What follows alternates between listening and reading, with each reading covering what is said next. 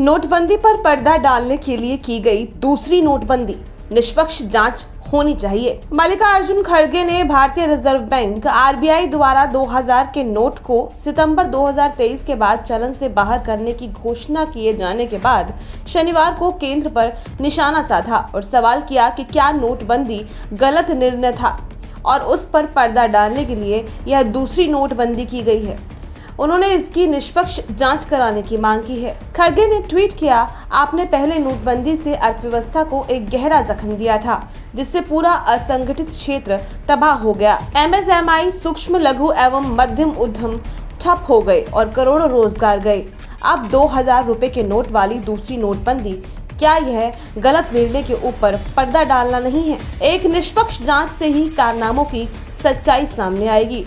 उल्लेखनीय है कि आरबीआई ने 2000 रुपए के नोट को सितंबर 2023 के बाद चलन से बाहर करने की शुक्रवार को घोषणा की। इस मूल्य के नोट को बैंकों में 23 मई से जाकर बदला जा सकता है।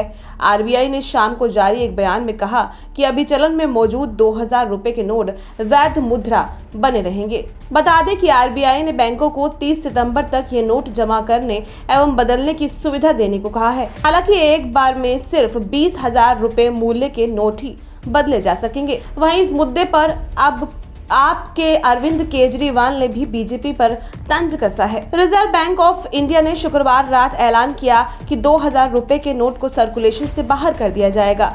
आरबीआई के इस फैसले को लेकर अब विपक्ष हमलावर हो गया है। विपक्षी नेताओं ने सवाल उठाया कि जब 2016 में नए नोट लाए गए तो अब उन्हें एकदम से 7 साल बाद ही सर्कुलेशन से बाहर क्यों किया जा रहा है।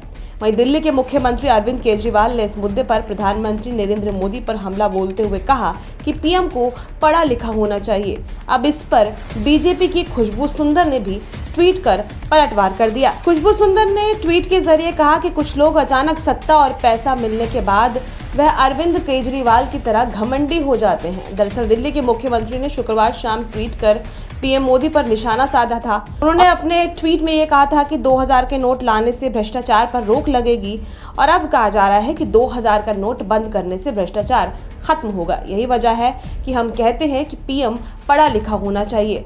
एक अनपढ़ पीएम को कोई भी कुछ बोल जाता है, उसे समझ आता ही नहीं और भुगतना जनता को पड़ता है। वहीं खुशबू सुंदर ने इस ट्वीट का रिप्लाई कर डाला। बीजेपी नेता खुशबू सुंदर ने केजरीवाल के ट्वीट पर रिप्लाई देते हुए ये कह दिया कि घमंड की पराकाष्ठा, भले ही राजनीतिक मतभेद क्यों ना हो मगर शिष्टाचार जरूर होना चाहिए और हमारे प्रधानमंत्री के पास जो पद है उसके प्रति सम्मान होना चाहिए। इस तरह की भाषा स्वीकार करने योग्य नहीं है, इसलिए कहते हैं वोट सोच समझ कर देना चाहिए, वरना अचानक सत्ता और पैसा आते ही बददिमाग हो जाते हैं कुछ लोग, जैसे कि आप अरविंद केजरीवाल। ब्यूरो रिपोर्ट, अखबार।